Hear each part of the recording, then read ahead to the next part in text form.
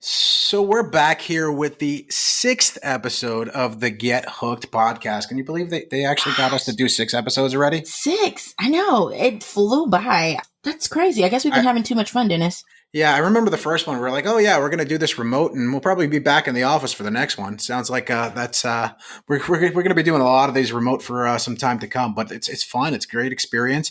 And we have some special remote guests today. Why don't you tell us a little bit about our guests? Oh man, I'm so excited. So some of you already know, but we have our very own in-house Shelli Hawkins. She's a associate product manager here at HONK.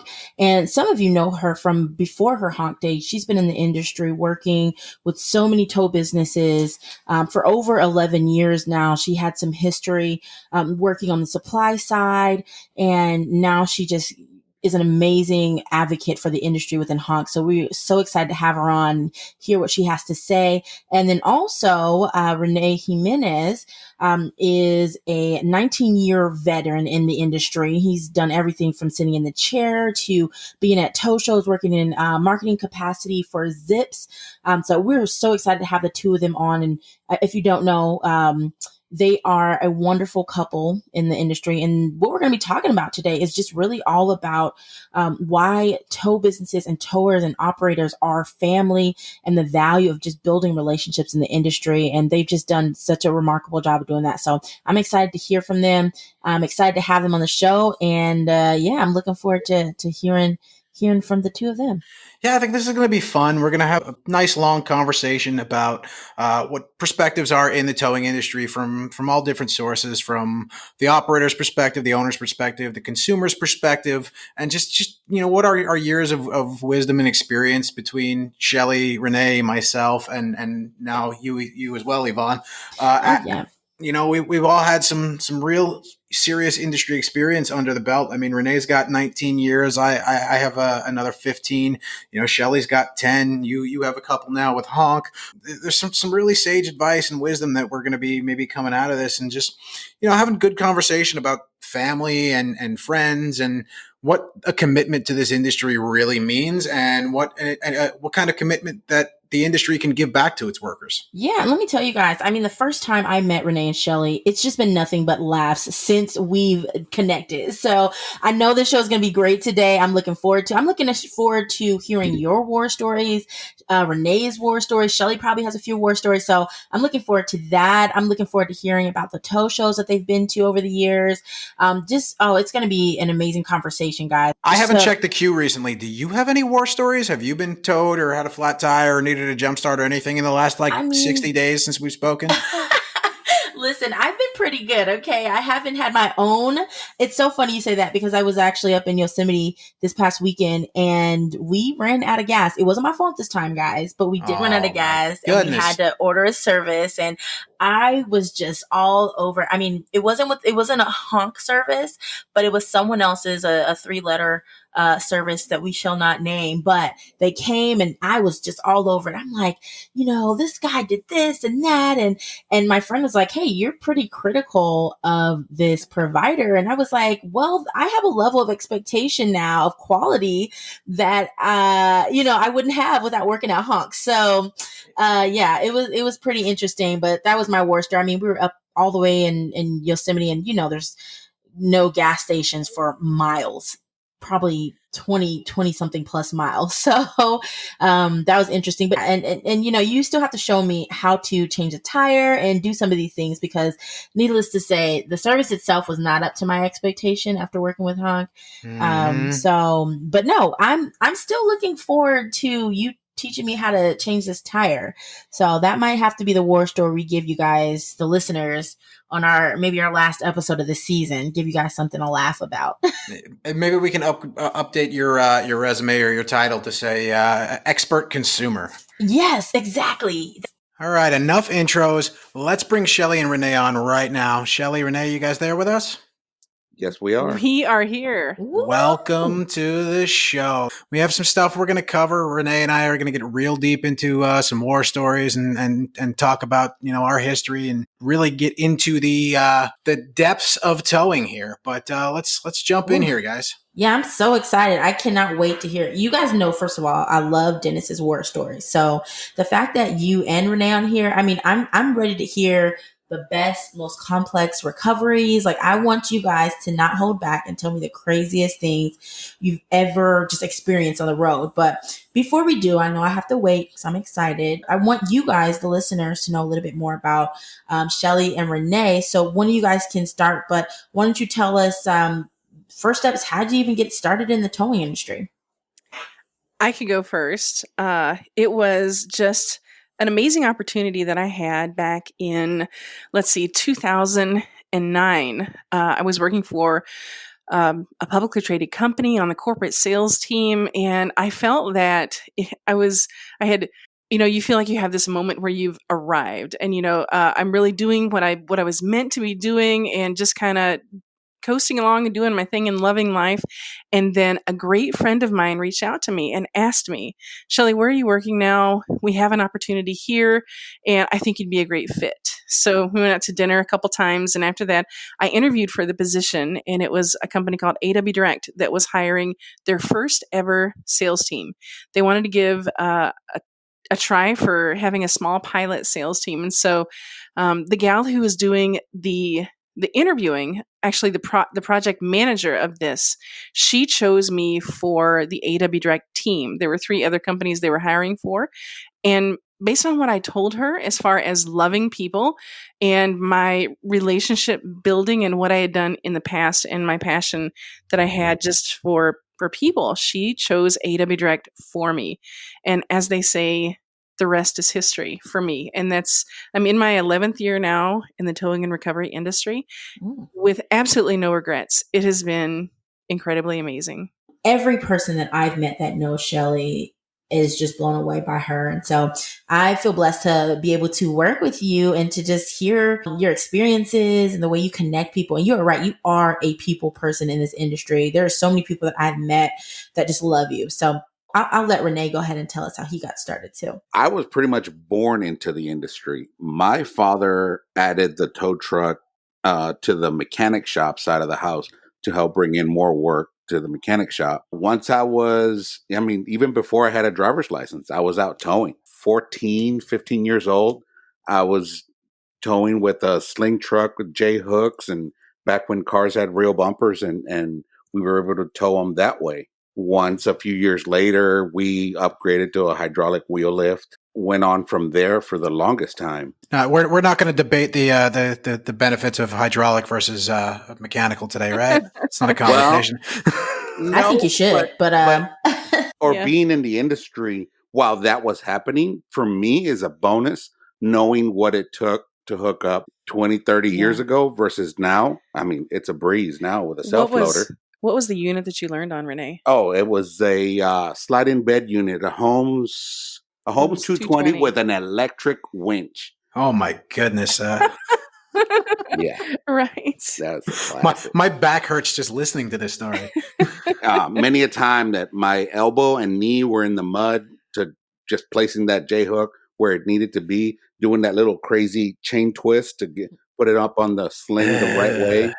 Dennis is feeling your pain. I was like feeling it right now. I mean, a lot of that was a little bit before my time. You got a couple of years on me in this in the industry. We won't talk about our actual ages, but Renee, you got a couple years of experience on me. But that was a little bit before my time. But both of you guys started out family, right? It was family oriented that got you guys both in the industry. Right. Yeah. My dad still runs a truck a couple nights a week. It is a family oriented business. It's a generational industry. It's these actual tow businesses are handed down, from generation to generation, and families keep it going. It really is the last of the really true family operation businesses. I only know maybe just a handful, like under 10 companies that would be considered corporately owned. What do you guys think? Yeah, that's. I agree. I would think maybe even less than that. This is a family-owned industry. It's a family-operated industry. Like Renee just mentioned, he started when we needed to add trucks to the fleet. That's what happens. Is the first people you reach out to when you need help with a business is usually your family. Here's a pop quiz for everyone. Who can name the towing business that is credited as being the oldest towing company in the entire United States. I know Shelly can. I can. I don't know that one either.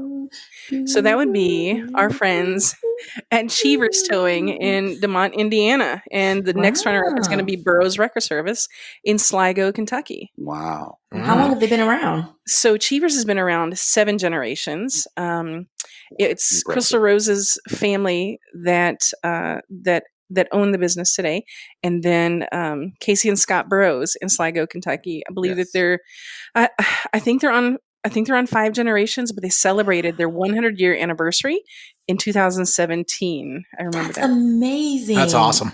That is so 100 awesome. I'd love to get that story of like how they trained, what equipment they used, like from day one to what they're doing today. I'm sure it just would be crazy to see that transition from that time. But I wanted to ask Renee that too, because, and you too, Dennis, when you first got started, how did you learn? It was pretty much riding along with Dad. Yep. Watching him hook facing down, make sure the hook is this way. You put the chain here. No, you're doing it wrong. I heard that a lot. Yep.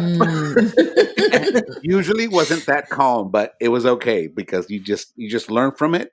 And it was easier for me to hook the one side or the other. It just kept him from walking around the vehicle. It was another way for me to spend more time with Dad. So for me, it was an adventure. Yeah, it's exactly. I have almost the exact same story. School's out, summertime. You're not sitting around the house doing nothing all day. Get your butt in the truck and come to work. Learn how to do this. Not to put you guys on blast, because now I just want to know. Just like I love hearing some of the adventures from that first time. If you can recollect a time where you really either had a crazy tow when you were like, oh God, how do I know how to handle this? Or maybe a time when you messed up and you're like, man, that time I did not know what I was doing. I think we all have a couple of those. Yeah. One of the first times that my dad challenged me on a recovery, of course, back road, South Texas, dirt road, 1 lane. The truck was rolled over, and he says, I think I can get it rolled back over on its wheels in 2 pulls. I'm like, no way. It's going to take at least 3 or 4. If I can do it in 2 pulls, you have to pick up all the chains. I'm like, okay, well, guess what? He taught me some stuff, and I had to pick up all the chains. I love it. What about you, Dennis? For me, it had to be I would probably go with my first flatbed towing experience. I had learned on a wheel lift. I was probably 18, 19 years old, only running wheel lifts and slings my entire life. Never really needed to get in a flatbed. And sitting there in the office, and we got a police call that was right there in the neighborhood where we were on the rotation list. Boss goes, here, they got 2 cars out there. Go take care of it. Jump in the truck, ride over there, a little nervous, shaking a little bit, but how hard could this be? Not Dennis. No, I've never seen you nervous. Pull up on scene. 1 car's in the middle of the intersection. The other one's on the sidewalk inside a laundromat. What? Inside the laundromat, not even like on the curb. It was literally inside the building. So now here I am trying to figure out how to load up 2 cars. Which one do I load first? Just standing there in complete panic. If you've ever seen the SpongeBob caveman meme where he's completely that was me, completely utterly confused. But happened to be one of the local old timers was passing through and just checking out the scene, and he actually jumped out of his truck and helped me out and showed me the right way to do things, and I will be forever grateful. Wow. I love that. And that's not the first time on this show we've heard about other operators stopping to help one another out. So I love to hear that. I think that's so cool. I don't think you get that in other industries, really. I mean, you might, but in this one, I keep hearing that a lot. I love it. Now, do you guys still get training in? Oh, yes. That training and the education never stops. And I actually push for it. I mean, even I don't care if you've been in it for 50 years, or whatever. You're always going to learn a better way or a different way to do it that might be safer, or even it's going to save you time from hooking up, especially if you're on the side of the road, on the highway, on the interstate.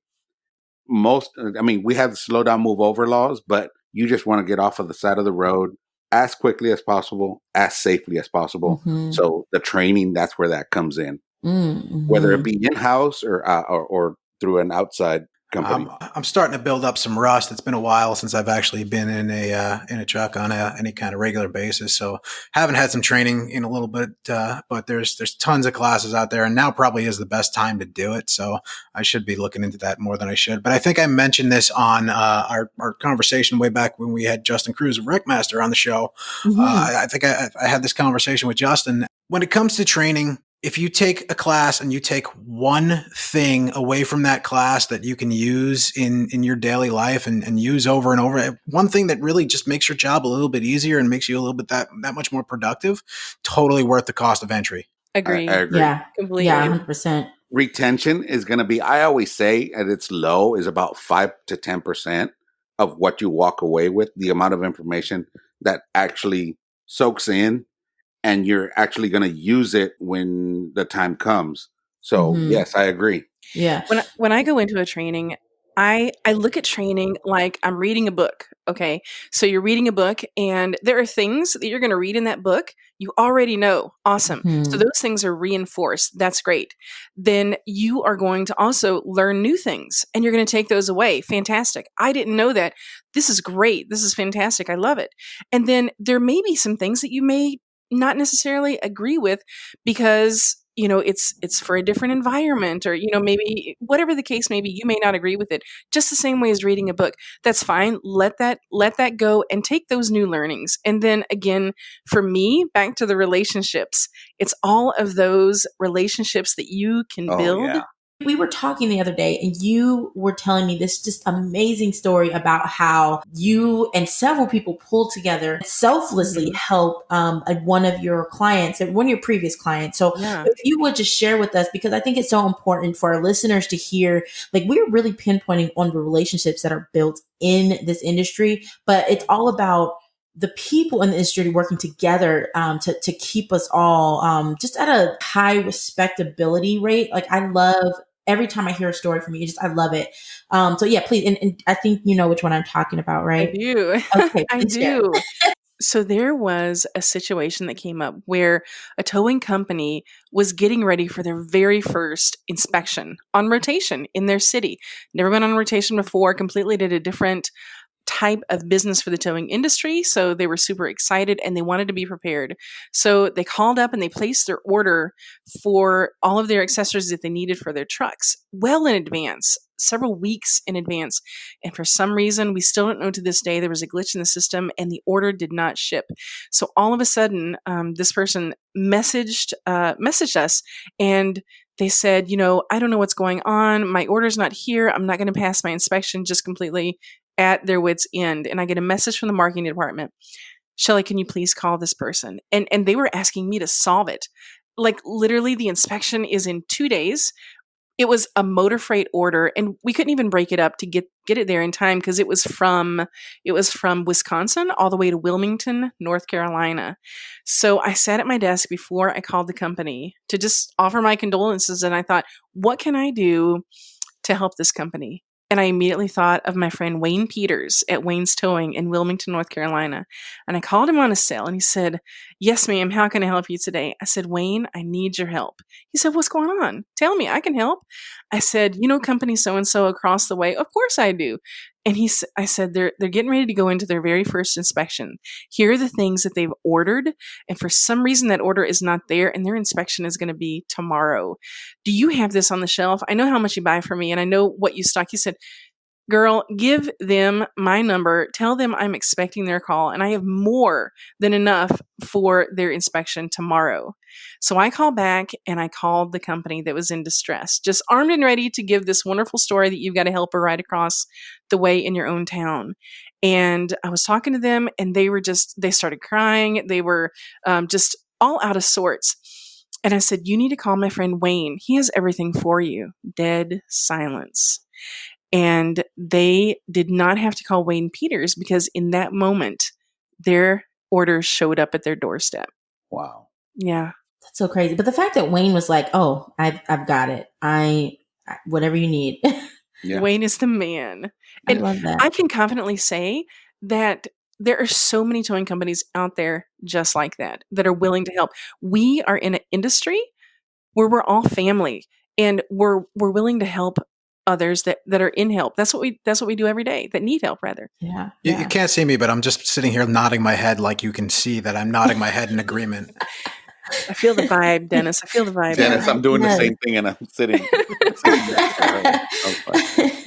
I love it. I think that's so amazing. And I think we need to hear more stories about that. And I think there's a part of that where, it's just a great story. And I'm sure there's so many people that have the same experience. And it's funny because I got that at one of my very first tow shows that I went to. And it was in Ohio. And it was the first time I ever met Shelly. And I didn't meet you, Renee, but I met you because it was at, we'll say it was a fashion show. And Shelly, I already know where you're going.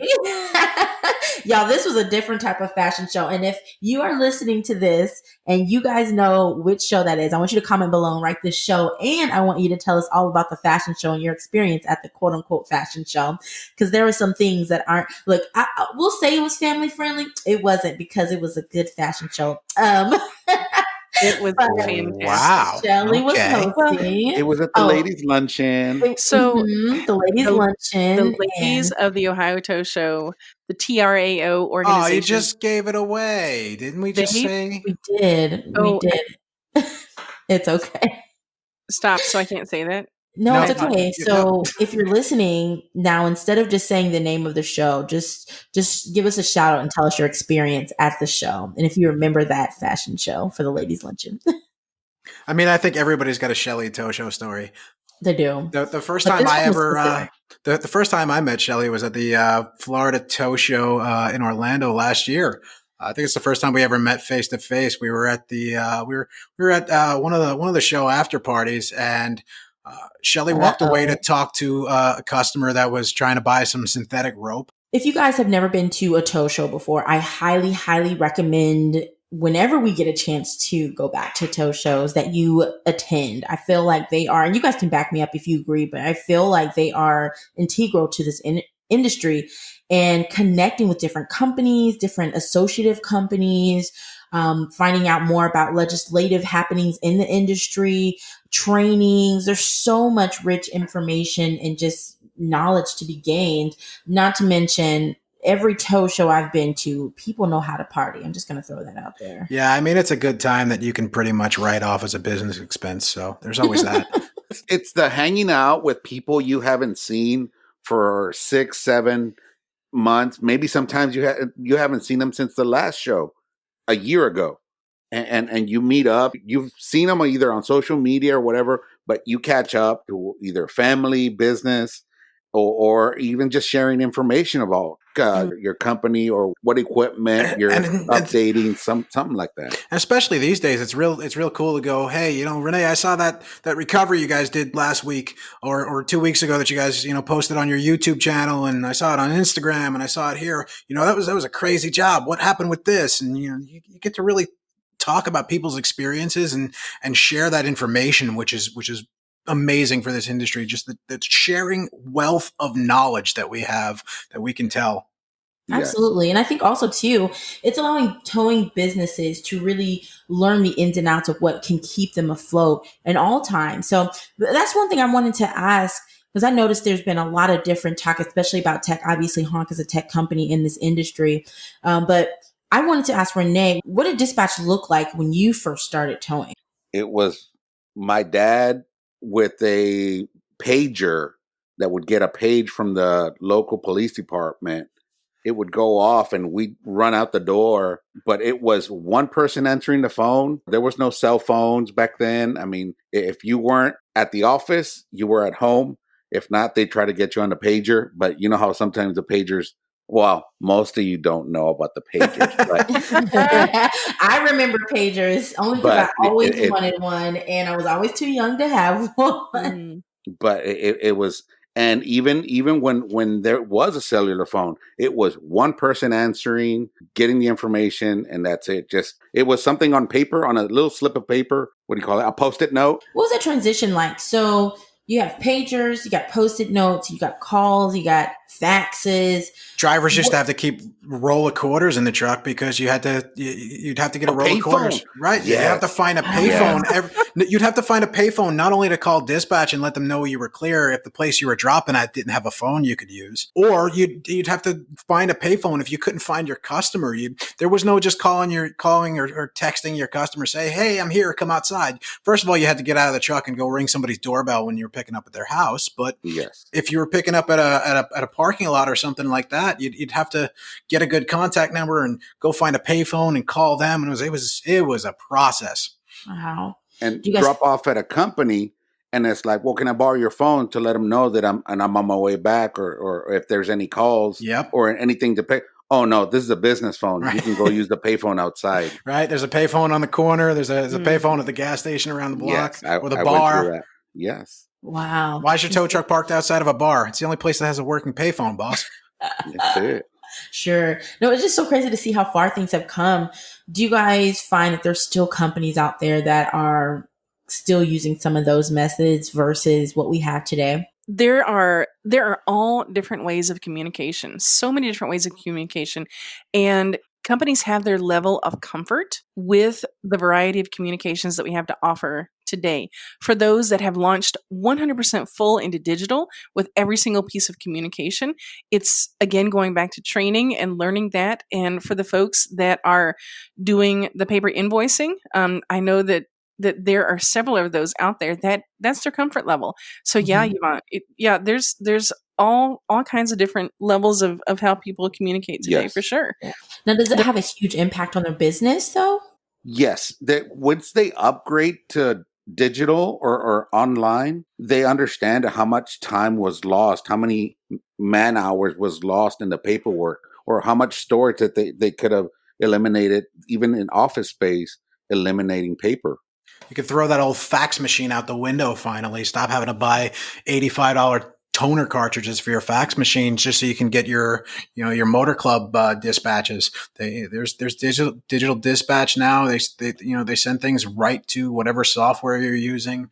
It's just it's easier than ever to operate efficiently with the right tools. And as a customer, that makes a huge difference on what your customers view. Because if someone pulled up to me and they were like, well, let me write this down and let me, I'm looking at them like, what year is this? Are y'all, how efficient is this business? Which makes me think, how up to date are they on their training and what, how well they can complete the job as well, which, I mean, one may not have a bearing on the other, but as a consumer, it does, cross the mind. One thing is it's HONK's real goal is to help a lot of not just our partners, but everyone in this industry transition to a better platform and help them connect more digitally with consumers. So what do we need to do to help our partners do that? It really is about efficiency. It's about it's about just shaving that time off. You don't realize how many hours a day are wasted if you answer the phone and write a call down on paper and then manually enter it into the system. You've spent probably a good 2 or 3 minutes there. Now, 2 or 3 minutes doesn't sound like a lot, but times 50 jobs a day. Yes. Times that by 7 days a week. Times that by 365 days a year. The amount of hours spent that you could be using to get to your customer quicker. You can be giving your customer a better experience. Your drivers won't be sitting around as long. It's just all about making things just slightly more efficient at every level. You can really see some really great benefits and some great financial gains to that. On a personal note, what percentage of us have a smartphone? What percentage of us have a tablet? Or what percentage of us have a laptop? And for those folks in their business that they have a smartphone, they have a tablet, either personally, let's say on the personal level, or they even have a laptop. If they have those things and they may not be present in the business, that's actually the first step, in my opinion, because they've already embraced technology on the personal side. So they're ready to take that leap into the business part of it to see those efficiencies, just like Dennis was talking about. Let's circle back to Renee's mechanical wrecker story. Renee, when was your first experience with a self loader? self-loader. I was doing repo in San Antonio. This is where it gets good. This is the story I paid entry for today. Yeah. It was me delivering a truck for them, and they saw me operate a rollback, and they're like, "Do you need a job?" And I'm like, "I have a job. I'm unloading." They kept asking. They got my phone number, and they kept calling me week after week. "Do you want to come out? You need to come out to San Antonio. We really got a lot to offer." So once I got into repo, it was full speed ahead. I really, really enjoyed it. What was the longest time that you had stayed awake in one stretch? Over 30 hours for sure. Now, I don't know Yes. about alert, but I was awake. That's not a dramatic surprise. I think we've all had a stretch of those days. It had to be a lot easier repoing those cars with a self loader than it was trying to crawl in that mud pit and position yourself to twist that chain up the right way to use that old Holmes, right? Yes. The hydraulics and helped a lot, and that's really what we're talking about in this industry. That's really what we're looking at is just technology in this industry is constantly changing. We see some cool stuff. Renee, I'm sure you've run into this too. I know you've spent some time on the heavy duty side as well. The difference between doing a single lane upright of a tractor trailer with a straight stick versus a rotator. Yeah.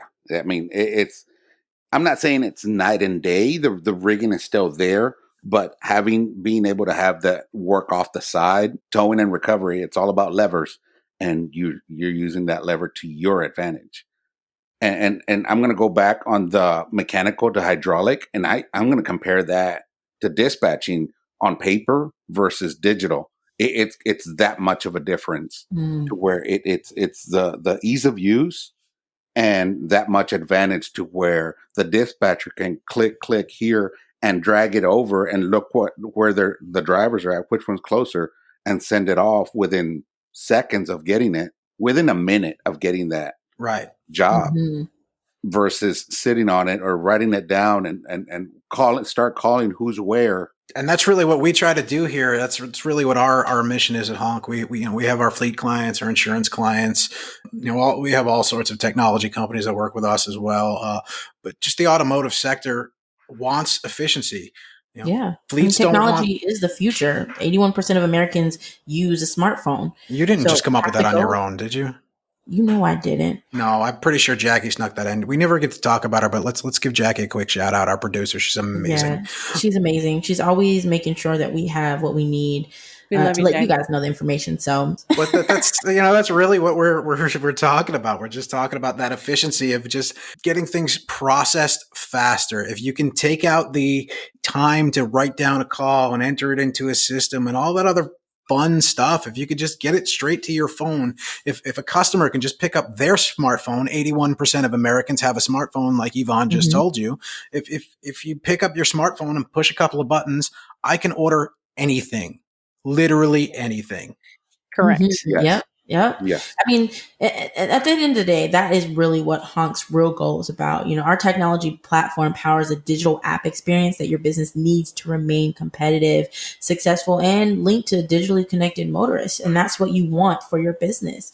I'm sure Shelly can tell you a little bit more about her experience. I mean, with so many different types of towing companies, like you said, there's corporate all the way down to the single, truck business that can benefit from this type of technology. Absolutely, for sure. Okay, so before we go any further, I need a war story. I want to hear one from you, Renee, and then one from you, Dennis. Either the craziest experience you had or just maybe the most difficult tow that you had to do. I think Dennis shared one about cats one time being in a truck. Oh, that wasn't my story. That was actually one of our providers. It was dispatched to a service from one of our clients. It was actually the vehicle was a refrigerated truck that had broken down in the Arizona desert, and it was on its way to a crematory for pets. It was wow. The vehicle was loaded. Oh no! It was a refrigerated vehicle and it broke down. And it was loaded. Oh, that's awful. I can't take it. Renee, next. Tell us your story. Quick. The one that comes to mind is a dump truck rollover off the side of a hill.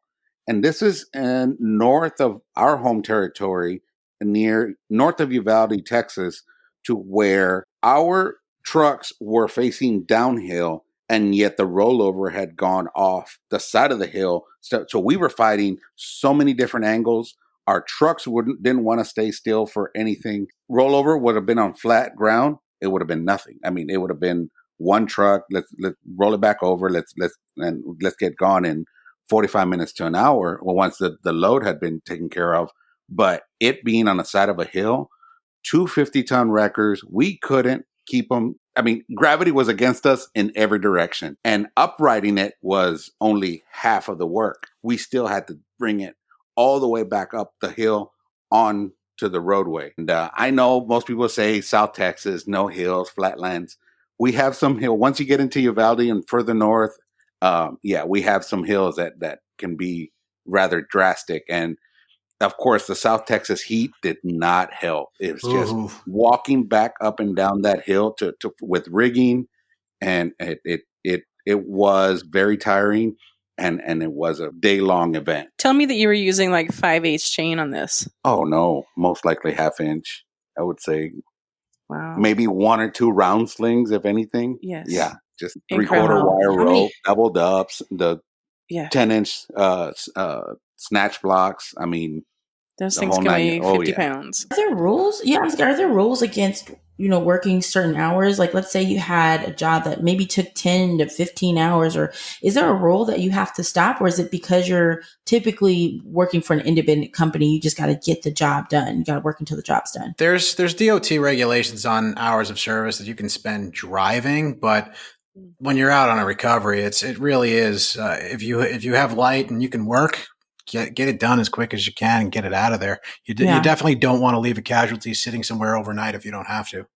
Definitely. And most of the time it's under emergency status, to where law enforcement is there and you're clearing the road because you're either trying to prevent any more accidents. If you leave it on the travel lane, there's going to be more accidents there. So yes, it's clearing the roadway to prevent any more accidents. Yeah. Now, are there anything that's current, any technology that's current or coming that would have made that job easier? I would say a few things, like synthetic rope, the new lighter alloy snatch blocks with composite shiv wheels, other products from the rim slings, the round slings, all just lighter, but yet just as strong, if not stronger equipment, like synthetic rope. Most people don't understand how light it really is. It's a rope. It's not a piece of wire cable. It's exactly. It's rope. You can just drape it over your shoulder and carry it.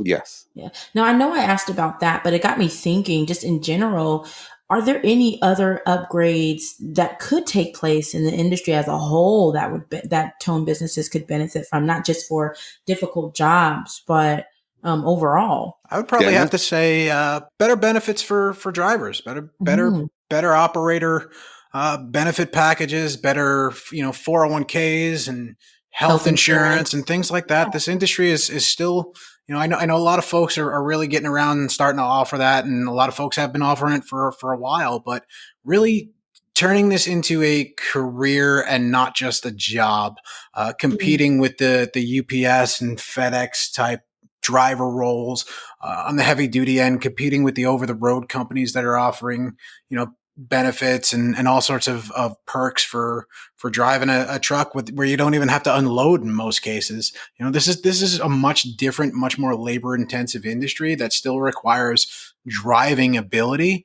So being able to really just be competitive with the rest of the driver market and maintaining operators and being able to, offer them like I said, a career as opposed to just a job. Yeah. That's interesting because I was speaking with a fellow one time at a tow show, and you bring up some great points, Dennis.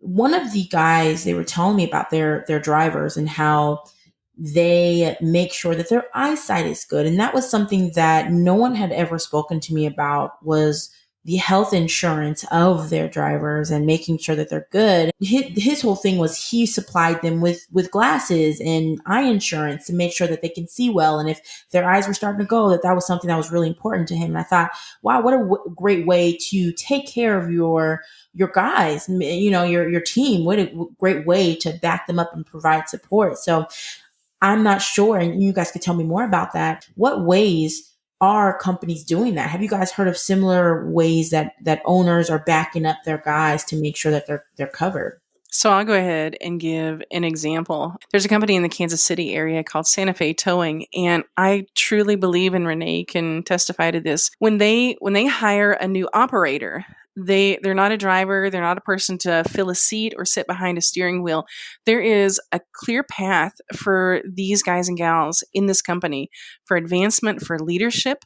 They truly invest in their people, and they know John and Carrie Kupchen know that when they make their employees into leaders, those are the folks that are going to stay with them. They're going to be loyal to them because they are taken care of, not just with benefits and health insurance, but also they want them to look forward to coming to work. They want their operators to feel they have purpose. Mm-hmm. They want them to understand that they're helping people out there, and they want to be proud of a brand, because these operators and even the folks that work in the office and dispatch, these are brand ambassadors for your company. And over the years, I just heard so many business owners so frustrated with, I can't keep drivers, I can't keep operators, they keep leaving me. And I would challenge them so many times, maybe rethink what you have to offer them. Nowadays in 2020, it's simply not just is about employment.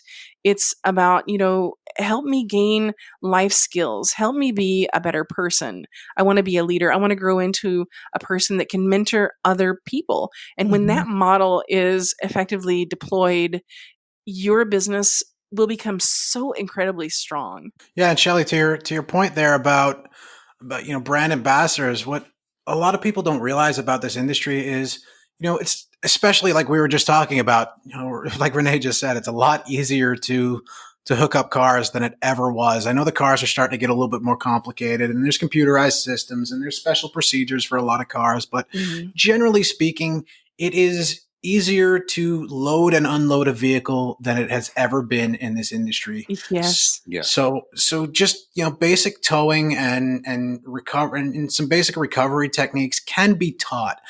Customer service skills and people skills are something that this industry really is I think finally starting to focus on, and really that customer satisfaction element of it has been missing for a long time.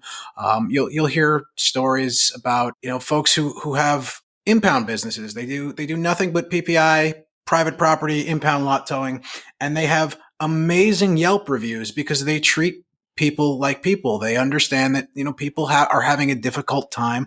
People don't call a tow truck usually when they're having a great day. Correct. No. So being able to really deal with those kinds of scenarios and run into people and help them out at arguably probably the worst day they're having, at least this week, maybe this month, maybe even this year.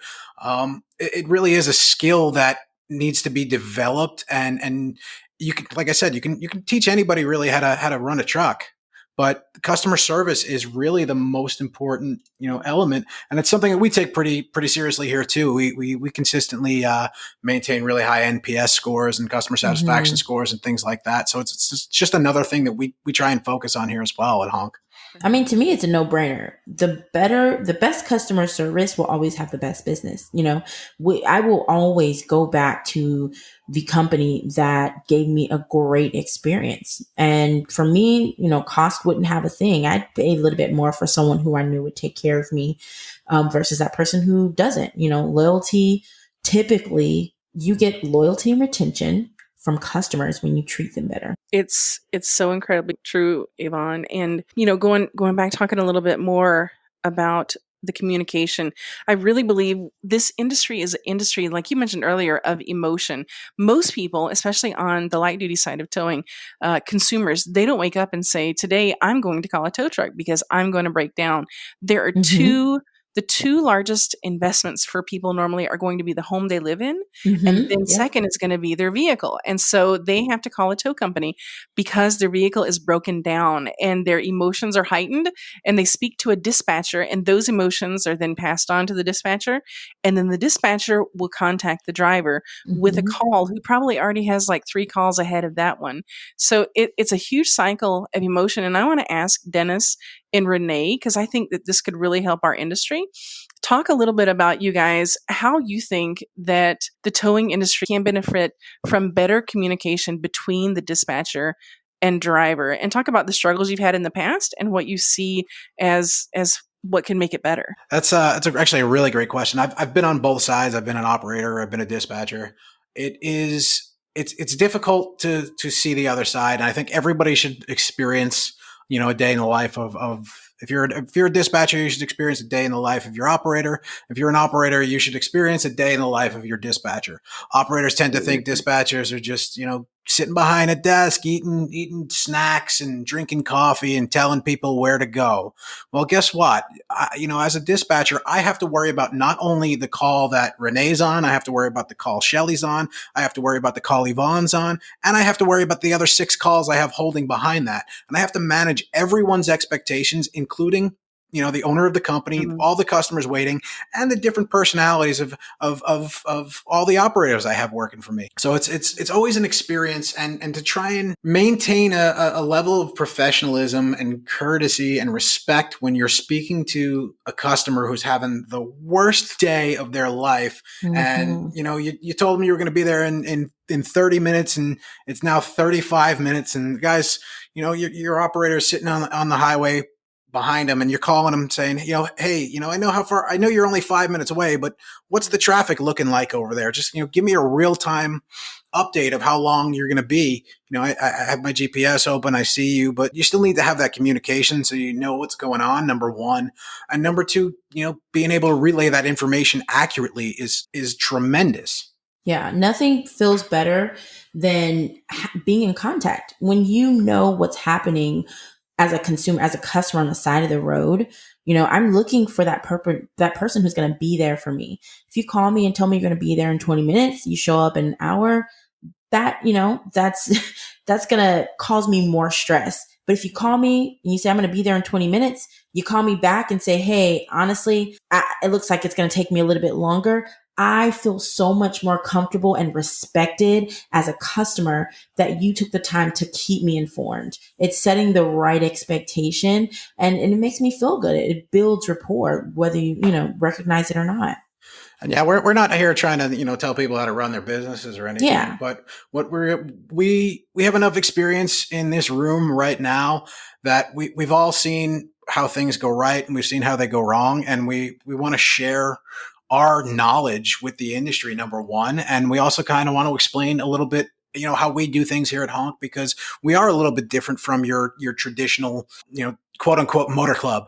We are definitely not in that realm, but we operate within that area as well. So, but allowing you to do, everything you need to through the app, I think is important as well. Right. Yeah. That's something that, yeah. That's one of the big things we do here. We try and facilitate that communication, not only between the operator and the customer, but also between the dispatcher and the driver as well. We facilitate that communication through our apps.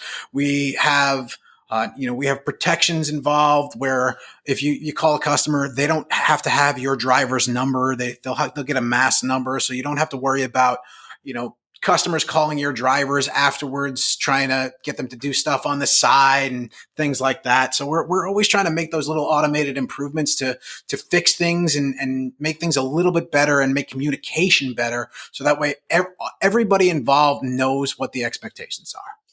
Renee, how has automation affected what you've done when you were driving and when you were actually doing jobs? How has that affected those jobs for you? I think in that fact, it has not only shaved off time because of completing the job or receiving the job, completing the job, and turning in my invoice. Because once I'm done with the job, I hit click, enter, and I'm done. I'm off to the next job. I don't have to have a little piece of paper that eventually has to go back to the office. Mhm. That you leave in your truck and My dog sat on it. There's mud, and it flew into the floorboard, and I stepped on it with mud. Your Dr. Pepper spilled on it. Oh, don't Whoever- start with my Dr. Pepper. Whoever's doing the accounting is calling you. Where the hell is this bill from 3 weeks ago? Why isn't it on my desk yet? And it's like underneath your seat, all covered in grease and like. And when you are completely physically and mentally exhausted, do you really think through all of those invoices that need to be turned in?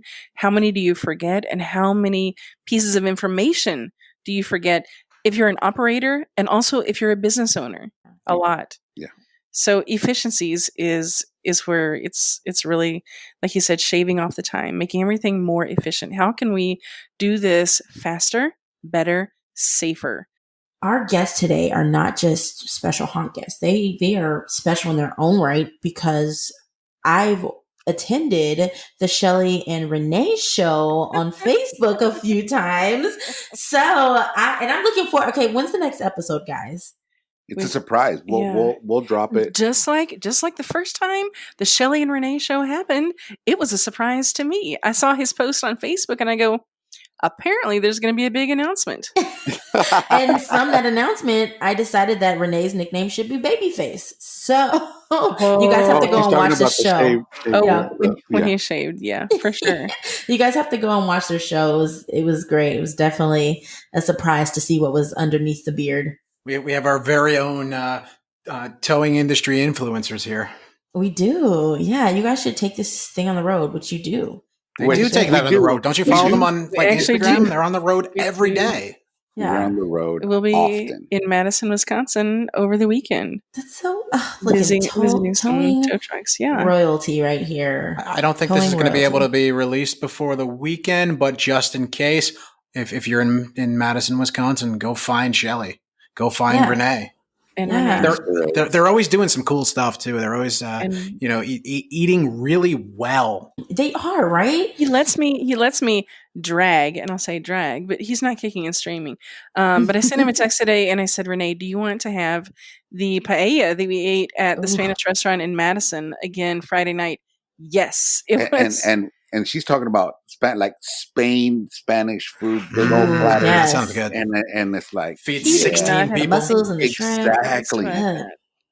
For sure. Wait, so really good stuff, before we let you guys go, because I always wanted to know this story, and I'm sure other inquiring minds want to know, how did you guys meet?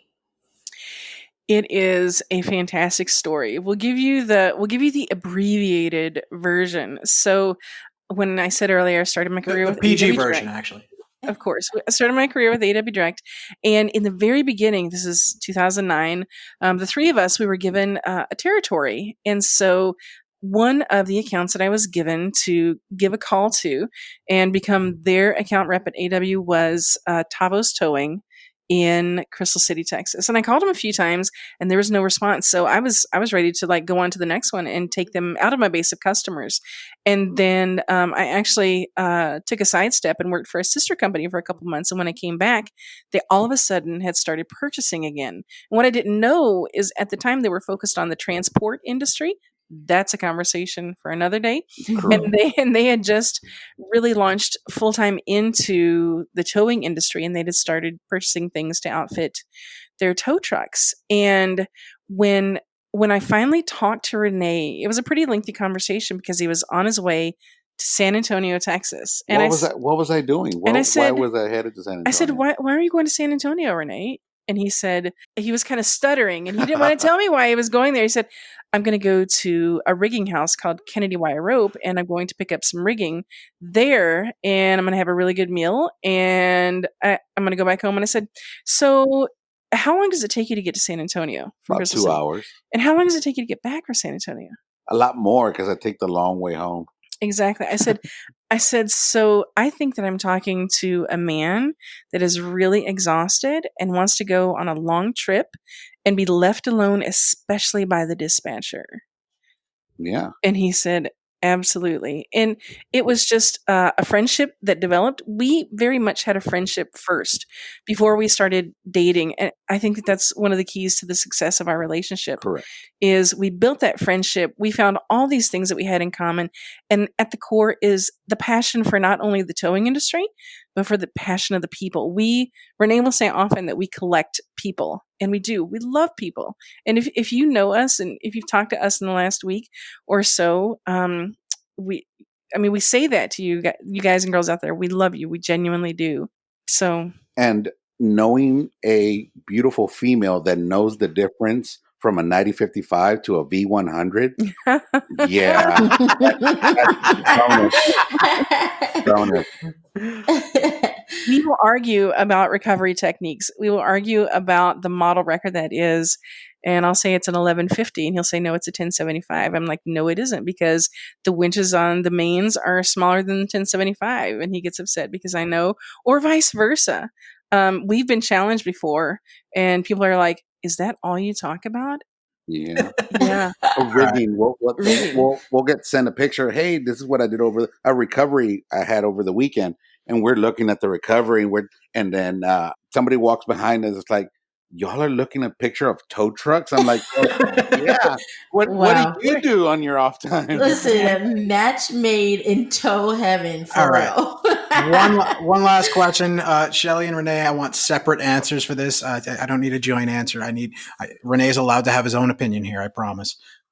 What is one piece of advice you would give to tow truck business owners today? For me, it would be make it a choice and a purpose to invest in your drivers. And it doesn't have to be this gigantic, daunting task. It can be something as simple as, hey, we are going to read this business book together. We're going to read this, small, profound book, and we're going to discuss it, at the beginning of every Friday morning meeting. We're going to talk about it. When your operators, when your family, when your dispatchers can see that you as an owner really take interest in developing you as a person into a leader and a knowledgeable rigger and a well thought out communicator, that is what creates that cohesive knitting together of a community of people for a towing company. That is what people will want to stay there. Yes, it's about the benefits. Yes, it's about all these other things, but it's more about creating a community of like-minded people that really sync together and they understand each other just all the time. That's my advice. Love Great it. That's advice. fantastic. Yeah. How about you, Renee? In a short version, which I don't have, is be the positive influence that this industry needs. Mhm. Even if you're the owner or you're an operator, wear that clean uniform. Tuck in your shirt. Wipe off your boots from the wreck from last night, or clean off that mud from that recovery that you just did for the next. Or change out your boots if you have to. Be the clean cut operator that you were trained to be or that you aspire to be, and let's bring this industry. Let's pick it up where it needs to be, where it is. I know it is, but everybody that you think of a tow operator or ask a consumer about a tow operator, and they're thinking a greasy, nasty, scruffy guy smoking a cigar in his dirty truck that with a dirty interior. Right. You know what? It's not that anymore. Now we're driving around and very expensive pieces of equipment that maybe are 1 or 2 years old with shiny chrome and shiny lights, bright lights. And we are that. And that's what I want for this industry. All right. It's not all tomater and overalls anymore. Correct. It's about the professionalism for sure. Yeah. Guys, we love it so much. Thank you so much for that bit of advice. To our listeners out there, we definitely want to hear from you, hear your stories and experiences. So please feel free to follow us, subscribe. If you have any questions or things you want to tell Shelly and Renee, please feel free to comment, give them a shout out. What a show that was. Wow. Renee, Shelly, thanks again. We really love having you guys on. This has been really fun. Just, swapping stories, hanging out. This is really what is the best part of the industry, in my opinion, is just this openness to collaborate and communicate and and listen to new ideas. And this is what I miss about tow shows too, is really hanging out with people that may have a different perspective, but have also been in the thick of it just like you have. Oh, absolutely, guys. I mean, that was just so fun to hear. And, every time I have a conversation with just others individuals in the industry that have been in this industry longer than I have, it's always just so enlightening to know that this industry is what it is. We're willing to help one another when we can. We're always going to be there for one another. And I just love to be a part of it and to hear that. So, I mean, just an amazing show today. I'm so happy that we had Renee and Shelly on. Those guys are so funny, don't you think? They're just hilarious. We talked a little bit about the Renee and Shelly show, but if you guys get a chance, if you're on socials, check them out. They're hilarious. But also check out the episodes and all the resources that HONK has to offer on our socials at HONK for Help. That's on Instagram and on Facebook. You can also check out these episodes and all the other past episodes that we've done of Get Hooked at www.buzzsprout.com/1100750. Again, that's www.buzzsprout.com/1100750. Make sure you like, you subscribe so you guys can always be in the know on any new episodes. Leave comments on our social media pages too, YouTube, Instagram, Facebook, LinkedIn. We want to know what you guys want to hear out of future episodes. What do you guys want us to talk about? What are the topics really facing the industry that you want to hear? Maybe we can find some experts that can get you some answers to some questions. And really, your feedback helps us develop the show into something we want it to be. And as always, be sure to get hooked.